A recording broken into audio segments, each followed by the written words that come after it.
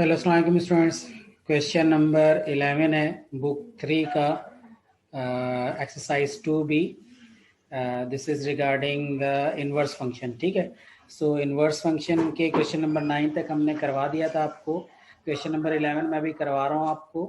Question number 11 है कि given the function F X is equal to 3x minus 1 upon x minus 2 where x is not equal to 2, find f inverse x and state the value of x for which f inverse x is not defined. Hence, evaluate f inverse 5 and f inverse 7. सो अब ये किस तरह से solve करेंगे, देखिए इसके अंदर मैंने पहले से क्वेश्चन सॉल्व करके रखा है आपको ताकि ये इजी हो जाए। F X is equal to 3x minus 1 upon x minus 2 where x is not equal to 2। तो पहले तो इस पॉइंट को समझ लें कि x is not equal to 2 का मतलब ये आपने अक्सर जगह पे देखा होगा। इसका मतलब क्या है, where x is not equal to 2 means के यहाँ पे फंक्शन में आप x की कोई सी भी वैल्यू ले सकते हैं एक्सेप्ट x की वैल्यू 2 के। आप 2 नहीं ले सकते, उसके अलावा कोई सी भी वैल्यू आप ले सकते हैं। आप 2 क्यों नहीं ले सकते? 2 इसलिए नहीं ले सकते कि अगर मैं यहाँ पे 2 रखूँ, ऊपर न्यूमरेटर में भी 2 लगाऊं और नीचे डिनोमिनेटर में भी 2 लगाऊं, तो 2 माइनस 2 मेरे पास बन जाता है 0। सो 2 माइनस 2 जब मेरे पास 0 बन जाएगा तो किसी भी नंबर के डिनोमिनेटर में अगर 0 आ जाए तो वो चीज़ आपके लिए नॉट डिफाइंड हो जाती है। फॉर एग्जाम्पल आप ये कहें कि कोई भी एक नंबर है, आप कैलकुलेटर पे चेक कर लें, 3 डिवाइडेड बाय 0 करेंगे तो साइन टेक्स एरर आ जाएगा, 7 डिवाइडेड बाय 0 करेंगे साइन टेक्स एरर आ जाएगा। मीन कोई भी नंबर अगर उसको 0 से डिवाइड कर दिया जाए, कोई भी वैल्यू कोई भी फ्रैक्शन हो अगर 0 से डिवाइड हो जाए तो 0 से डिवाइड होने के बाद वो साइन टेक्स एरर आ जाता है, मीन वो नॉट डिफाइंड हो जाती है चीज़। ठीक है, तो इसी तरह यहाँ पर ये जो फंक्शन है इसके भी डिनोमिनेटर में अगर 0 हो जाएगा एक्स की किसी वैल्यू से तो वो भी हमारे पास जीरो डिनोमिनेटर 0 होने से वो चीज़ हमारे पास पूरा फंक्शन ही नॉट डिफाइंड हो जाएगा। सो इसलिए यहाँ पे x की वैल्यू 2 नहीं ली जा सकती। आगे कह रहे हैं कि find F inverse x and state the value for which F inverse x is not defined. अब देखें पहले तो एफ इनवर्स कैसे फाइंड करना है। अब जिस तरह मैंने आपको कहा था कि आपके पास जो भी फंक्शन है आप उस फंक्शन को सपोज कर लें कि वो फंक्शन आपके पास जो भी इसकी वैल्यू है, जिस तरह यहाँ इस फंक्शन की वैल्यू है 3x minus 1 upon x minus 2, तो आप उसको सपोज कर लें कि जी ये फंक्शन आपके पास इक्वल है y के, तो y is equal to 3x minus 1 upon x minus 2 हो गया। ठीक है, तो आपने इस फंक्शन को इक्वल टू y सपोज करना है और उसके बाद आपने इसको x को सब्जेक्ट बनाना है। अब इसको आप x को सब्जेक्ट कैसे बनाएंगे, x माइनस 2 जो लेफ्ट साइड पे जो राइट साइड पे सॉरी, इसको आप लेफ्ट साइड पे शिफ्ट कर देंगे। तो x माइनस 2 जैसे ही लेफ्ट साइड पे शिफ्ट होगा तो क्या हो जाएगा, y into bracket x minus 2। तो y जब इस ब्रैकेट से मल्टीप्लाई होगा x माइनस 2 से तो क्या बन जाएगा, y into x x y, फिर y 2 से मल्टीप्लाई हो जाएगा तो 2y, बीच में माइनस का साइन है, फिर 3x माइनस 1, राइट।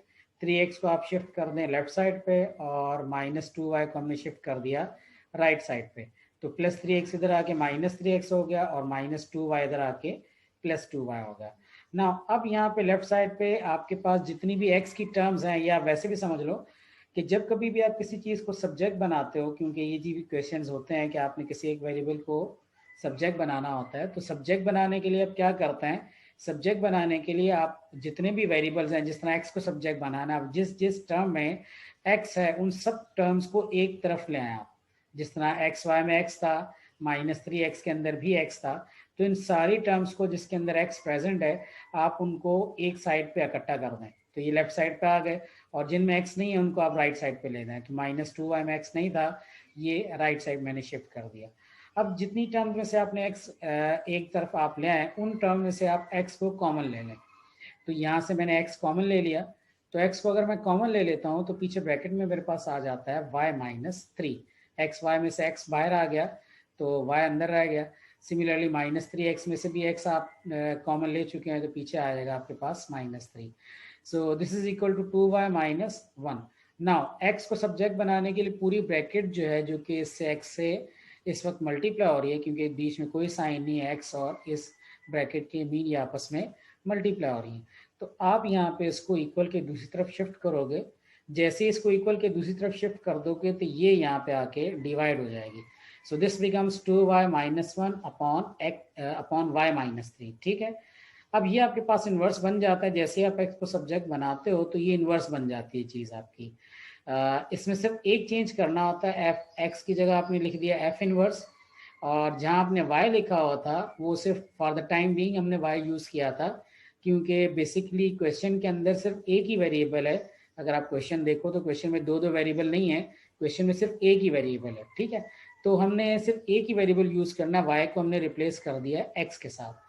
तो फाइनली ये 2y-1 बन जाएगा 2x-1 अपॉन x-3 बन जाएगा। तो इसको हमने नाम दिया इनवर्स फंक्शन का। जैसे ही आप y को सब्जेक्ट बनाते हो, सॉरी x को सब्जेक्ट बनाते हो, तो x को सब्जेक्ट बनाने के बाद जो कुछ आपके पास राइट साइड पे होता है उसको आप कह देते हो कि ये y इनवर्स है, विद अ लिटिल चेंज के y को रिप्लेस करके x कर देते हैं। तो ये हमारे पास बन गया f इनवर्स, ठीक है।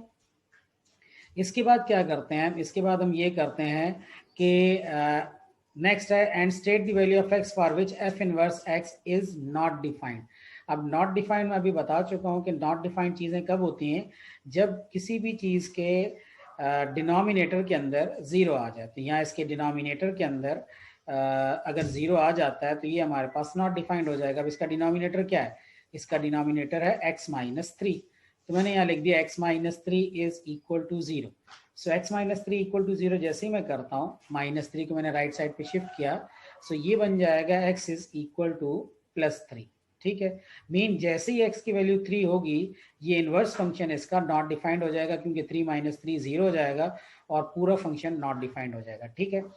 अगर एग्जाम में क्वेश्चन आया तो आपने लिख देना है when x is 3 the inverse function is not defined at that moment, ठीक है।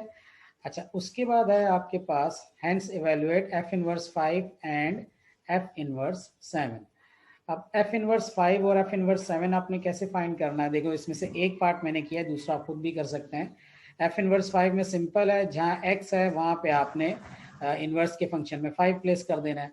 सो 2 इंटू एक्स, तो x की जगह अगर 5 लगाएं तो 2 5 10, तो ये बन गया 10 - 1 अपॉन x-3 मीन x की जगह 5 लगाएं तो 5 - 3 मैंने लिख दिया इधर, 5 - 3, सो 10 - 1 becomes 9 एंड 5 - 3 becomes 2। तो ये इनवर्स फंक्शन आपके पास बन गया 9/2, ठीक है जी। इसी तरह आपने f इनवर्स 7 भी फाइंड कर लेना है, वो भी सेम इसी तरह से ही होगा कि आपने x की जगह 7 लगा देना और क्वेश्चन को सॉल्व कर देना, ठीक है। आई होप ये समझ में आ गया हो आपको। अल्लाह हाफिज़।